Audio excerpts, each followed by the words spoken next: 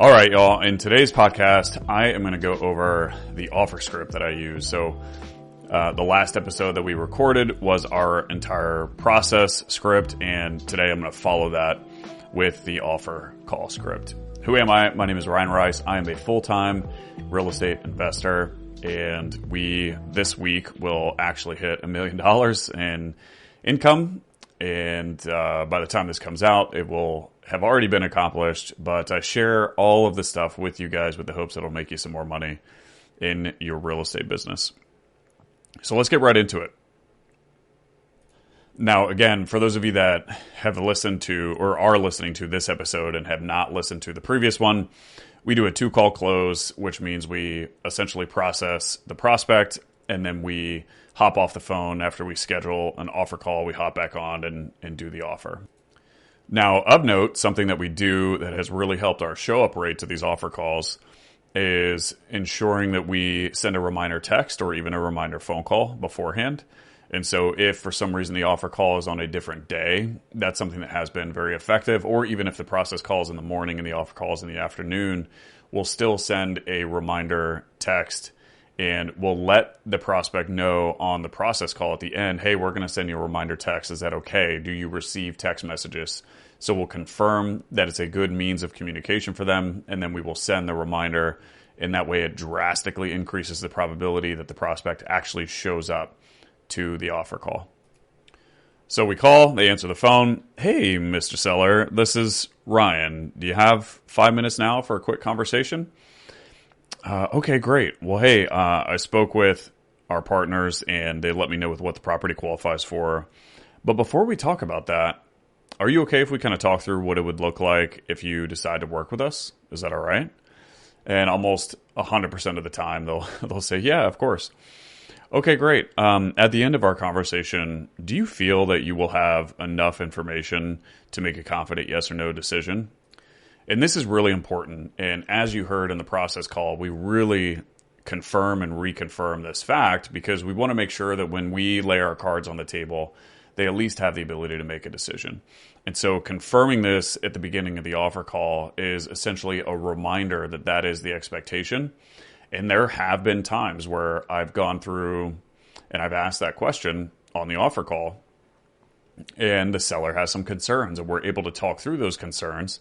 And sometimes we'll talk through those concerns and we actually end up rescheduling the offer call because the prospect for some reason isn't ready. But if that doesn't happen, then again, you're resetting that expectation in the beginning and it helps remind them that at the end of the call, we just need a yes or no decision. And so they'll answer and I'll follow with, and again, if you decide that you don't want to work with us, that is perfectly fine. You will not hurt my feelings. So first, what I would do is let you know what the property qualifies for. And if you decide that you want to move forward, then I would send over our written offer to your email. And we would go through that together. Usually takes around 5 minutes or so. And once I get your autograph on a written offer, then we would schedule a walkthrough just to get the team in there, take photos of it to confirm the condition like we discussed. And then after that, our transaction coordinator, insert name, is going to be in contact with you and they'll put you in touch with the title company. And once we get title back and it's cleared, then we'll get closing scheduled. You have any questions on how that works? Sometimes clients may have questions here like, when do I get my money? How long is it going to take again? But most of the time, they're no questions, understood. Okay, perfect. So about the property. And here is where we get into, we really want to summarize their motivation, right? So we bring their pain back to the forefront and we summarize the motivation so that we are articulating to them what it is that we're going to accomplish them. We are essentially selling them their dream vacation again, right? So we're going to bring their pain up and we're going to articulate how we're going to get them to the finish line.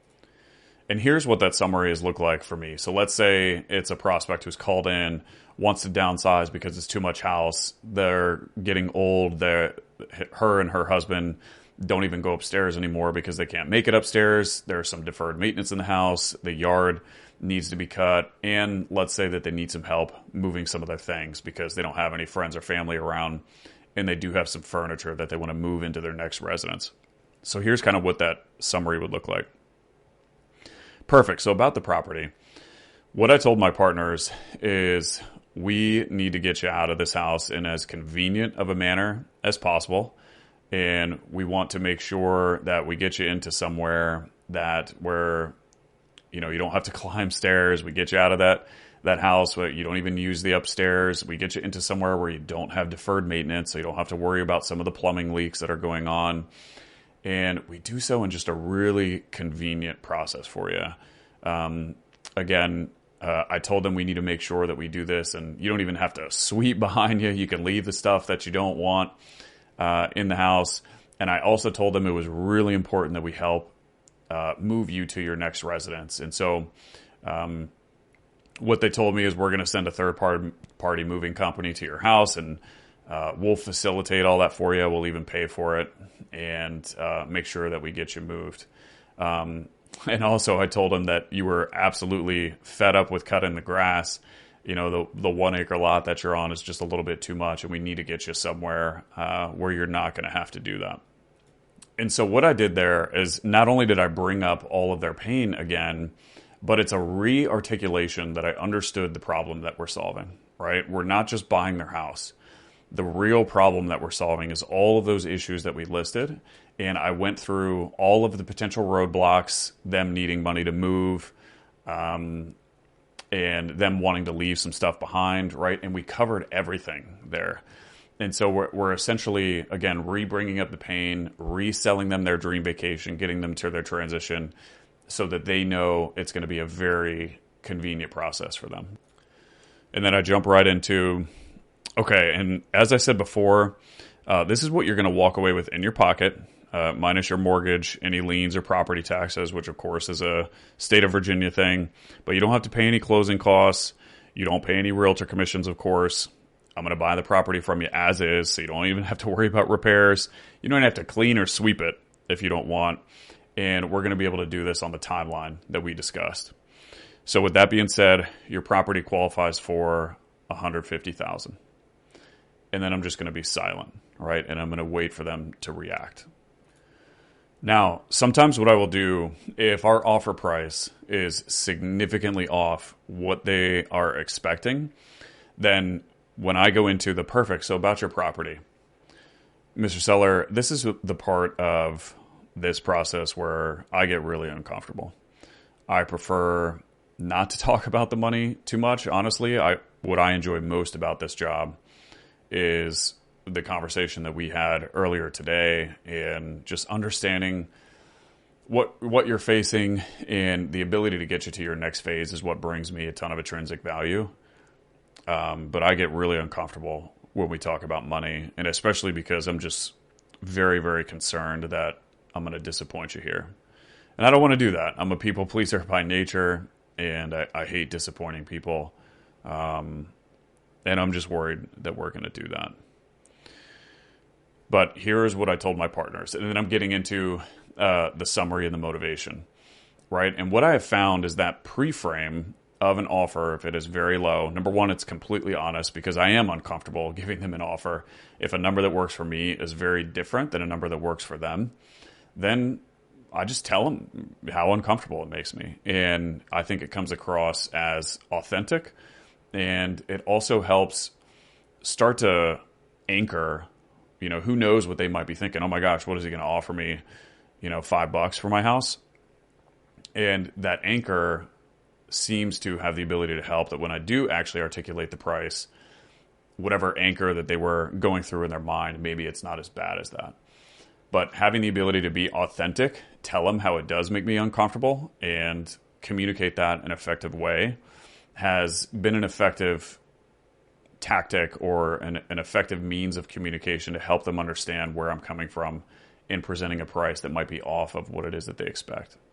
Now, when we present what the property qualifies for, there's typically only 4 different responses that a prospect is going to give us.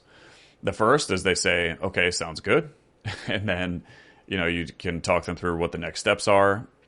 The second is they counter you on price. Third potential response is they just say no. And a fourth potential response is they give you some sort of objection. I need time to think about it. I need to run this by X person, etc. So let's go through each one of these. The second, if they counter. So let's say I present, hey, your property qualifies for 150. And a prospect says, man, I was really hoping for closer to 180. I mean, is there any wiggle room there? Or can you guys do a little bit more? Here's how I typically respond to that. I'm going to be honest with you. I am not too sure. I am always happy to try to go to bat and get you as much as I can. Like I said, I did that when we sat in our meeting to determine what the property qualified for. But let me ask you, if I go to them and I fight for 180 and they can't do anywhere close to that. I mean, if we're at 150 and you're countering at 180, that's a big discrepancy. I'm not confident I can even get you any more, much less 30 grand. So if I go to them and, they can't do 180, should I just not call you back? And when I ask a question like that, they'll typically say something like, no, you can call me back. Or if they do have a very firm bottom line, then it's likely I would have sensed that beforehand. And when they give me some sort of, I really, I wanted 180. Yeah, Mr. Seller, I told you I was really worried about disappointing you because you made it very clear that your bottom line was 180, but we're at 150. And I told them that I thought that was way too far off, but that's kind of where that they're at. And if that is their legitimate bottom line, then there are ways that you can talk through that. But in many cases, or in most cases, it's not. And they'll say something like, well, you're at 150. I'd really like to at least get 160. And so then I might say something like, okay, Mr. Seller, if I really fight hard for you and I go to bat, and let's say I can't get you 160, but they say that they could get up to 155. Is that something? Would you be comfortable with that? And then in some cases they might say, yeah, but really try to get 160, or no, I wouldn't be comfortable with that. 160 is my bottom line. And then at least you kind of understand exactly where it is that they are, and you can take back to your team an offer that is a little bit higher, and if they're going to have the ability to say yes, which is very helpful. And so that counter situation, you always want to get an idea that if you do or are able to come up, that they're ready to move forward with you, and that's kind of how you position that frame. Now, let's say you are apart and they have a bottom line and you just can't get there. And so let's go back to this example. Their bottom line is 180.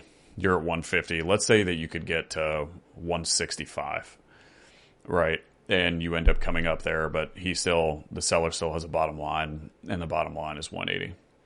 Here's kind of how I'll handle that. Well, Mr. Seller, what do you think you'll do? And they'll typically say, well, I'm going to, go get some offers from other investors. Yeah, it makes sense. And if I was in your shoes, I'd probably do something similar, Mr. Seller. Let me ask you a question. When was it that we first started communicating? Oh, it was a couple weeks ago. Okay, got it. And so how much time has passed between when we first started communicating to when I just presented you an offer? Oh, sometimes it's really fast, but even if it's just 3 days, let's say in this example, it's a week. Oh, it was about a week. Okay. Well, Mr. Seller, let's say you go talk to 4 more investors. Are you prepared? I mean, that's going to take 4 weeks at the pace that we just went. And to me, it sounded like the obstacles that you were facing had a little bit more urgency. I mean, do you want to wait another 4 weeks before this is an issue that you resolve? And that can get them thinking, right? Or a lot of times too, I'll say, yeah, I don't blame you, Mr. Seller. For what it's worth, you can go get all the, all the bids that you want. I don't mind. And, frankly, maybe if I were in your shoes, I'd probably be interested in doing something similar. My experience has been that usually us investors, we're all in a similar range, and it just comes down to a matter of who you want to work with. And like I said, it doesn't bother me if you sell the house to me or not. That's not why I'm here, but I would certainly encourage you to do your due diligence. There's a lot of people in this industry who will commit something to you, but they don't know what they're doing, or they don't have a track record, and they have good intentions, but they're unable to get the deal closed. And, here you are 30 days later, and you gotta go back to the drawing board because you were promised something and they weren't able to deliver. So just be sure that you do your due diligence, right? So I'm throwing in these sort of landmines, and you're just educating them at that point to ensure that they don't go down a road with maybe a wholesaler that doesn't know what they're doing, that promises them too high of a price, and then the wholesaler can't find a buyer, and that seller is just out, right? They go back to the drawing board 30 to 45 days later. And let's say we do that. None of it works. And, we're 15K apart. I might say something like, Mr. Seller, let me ask you a question. It sounds like there's some significant plumbing leaks in the house upstairs. You haven't been up there in a couple months, which means the house is just going to continue to deteriorate. Your yard is overgrown. And we can take care of this for you and have you into your next house, have you transitioned 21 days from now. Is not having that happen, is that really worth 15 grand to you? I mean, we're 15,000 apart here. Is everything that you're going through and not getting to your next phase, is that worth $15,000? And it's a good, genuine question, right? I'm coming across very authentic and genuinely concerned with them. And it's important that we come across that way, right? Because remember, your goal is not to get them to sell their house to you, but to show genuine interest in whatever issue they have going on. And that is one way that has been helpful for me to help sellers kind of give some perspective to the scenario. Not only might it take another 4 weeks, the price might be similar, and maybe you do find someone that, quote, offers you more, but then another 30 days pass, and then you're 60 days beyond where we originally were, and then you're back to the drawing board because they couldn't close. Right, so there's all those kind of things that you can just help give them perspective and really help them think through before they make a decision that actually in the end is not going to serve them. And so the third answer, or the third potential answer that we went through, is that they just say no. And I just went through all of the possible things, I think, that you can, or all of the ways that you can try to handle those objections. And I would be sure to go through each one of those. If someone says no, that's too low. And look, in some cases, it is going to be too low, and you're not going to win every single deal, and that's fine. But you want to make sure that there isn't a way that you can actually serve the seller and help bring some perspective to the seller. Use your experience, right? You're the best source of real estate information that they have right now, and use the information to give it to them so that they can make a good, effective decision. But if after you go through all that, the answer is still no, that's okay, right? Put them back into a follow-up routine. We've done that many times where they say no, and then they either come back to us or we follow up with them, and we ended up getting it locked up in the future. And then the last scenario is they give you some sort of objection. And the objection, the two most popular examples of objections are, one, I need to think about it, or two, well, I need to run this by whichever person, my attorney, my son, my niece, whoever it might be. Right, so let's go through the I need to think about it objection. So we present the offer, and the seller says, man, I just need to think about it. I know we talked about giving you a decision, but it's a big decision, and I just want to make sure that I don't make the wrong decision.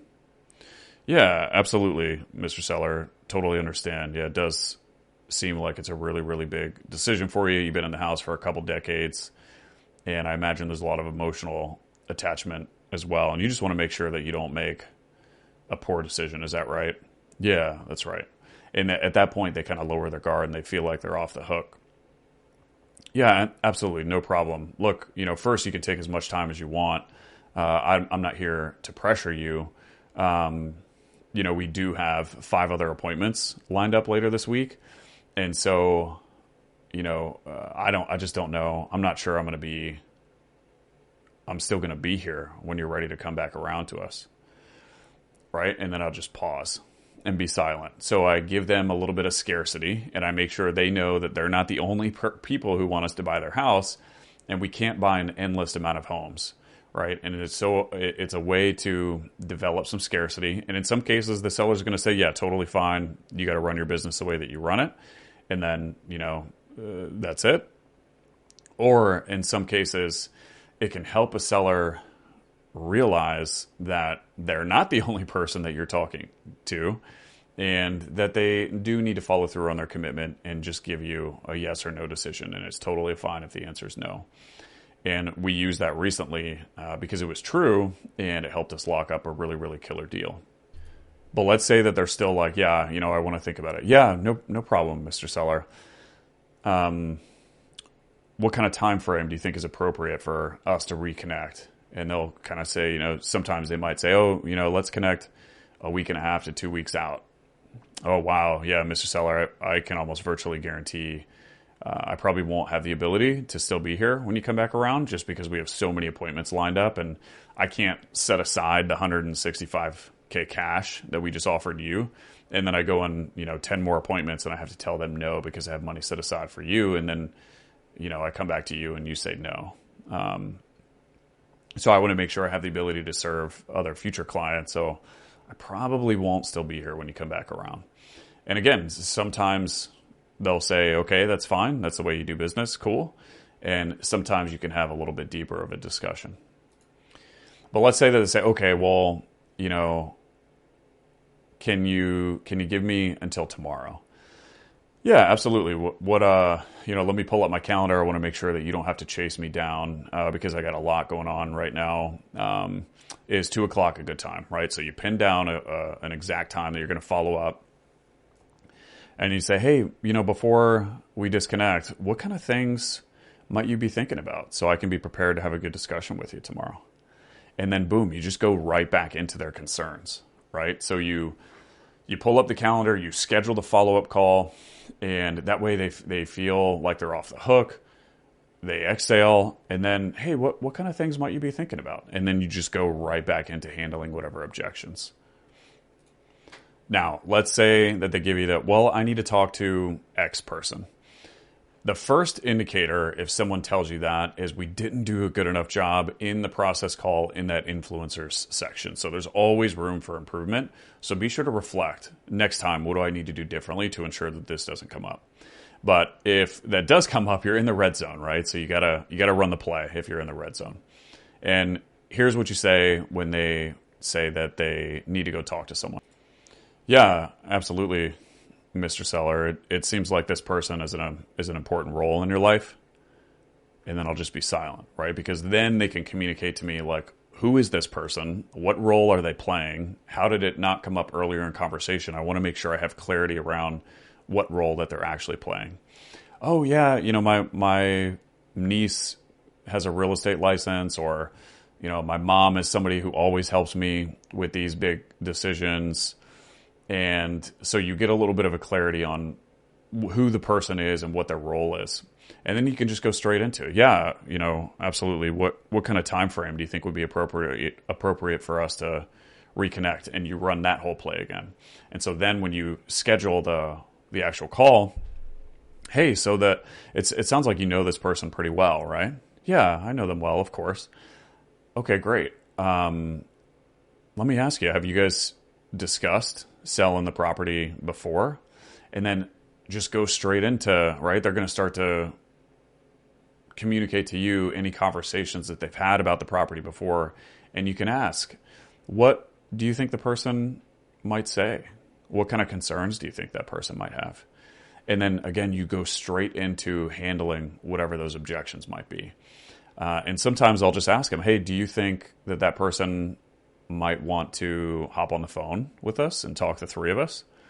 And a lot of times they're going to say no, and that's fine. But sometimes they are going to say, yeah, you know what? I think that might be really helpful. And then you can get on the phone with them. You can recap everything that's been discussed thus far and ask them, hey, what kind of questions do you have? Or what concerns do you have? And then you can work through those live on the phone. So that is our offer script. And those are all of the ways to handle any objections that you might get. And it's important to realize your desired outcome with this offer script is that a lot of those objections were previously handled as obstacles, right? So I like to call any friction that you get or any resistance that you get before the offer, I like to call obstacles. And anything that you get after the offer, I like to call objections, right? And so your desired outcome is to resolve or overcome as many of those obstacles before you offer the price as possible. And if you do have a situation where you present the offer and there are still objections, it's always important, or there's always benefit in reflecting on, hey, what could I have done better in that process call that I can do next time to handle that as an obstacle before the offer next time, as opposed to try and handle it as an objection after I present the offer. So I hope you guys got some value out of that. That's our magic script that has landed us a whole bunch of deals this year. And again, we're about to hit $1 million for the first time in our business, and that is the exact script that we have used that has gotten us there. So I hope you guys got some value out of that. If so, share it with another real estate investor if you think it might help them. But I appreciate you guys, love you guys, and I'll see you in the next one. Peace.